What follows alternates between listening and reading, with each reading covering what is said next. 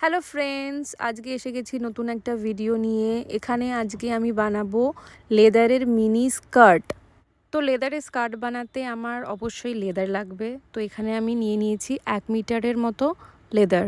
যে কোনো ড্রেস বানানোর আগে একটা যদি প্যাটার্ন পেপার ব্যবহার করা যায় তাহলে সেখানে ভুল হলেও সেই পেপারটাকে মুছে আবার ঠিক করা যায়, প্লাস সেখানে ফ্যাব্রিকটা নষ্ট কম হয়। তো আমিও এখানে আগে একটা প্যাটার্ন পেপারে স্কার্টের প্যাটার্নটা এঁকে নিয়েছি, তারপর সেটাকে লেদারের ওপর বসিয়ে স্কার্টের শেপে কেটে নিয়েছি।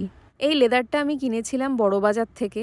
আমার ঠিক জানা ছিল না লেদারের ফেব্রিক কোথায় কিনতে পাওয়া যায়। তো আমার একটা বন্ধু আছে যে লেদারের ওপর কাজ করে, লেদারের জুতো, ব্যাগ, বেল্ট সবই বানায়। তো ওর কাছ থেকেই আমি জিজ্ঞেস করেছিলাম কোথায় কিনতে পাবো। ও আমাকে খোঁজ দিয়ে দিয়েছিল।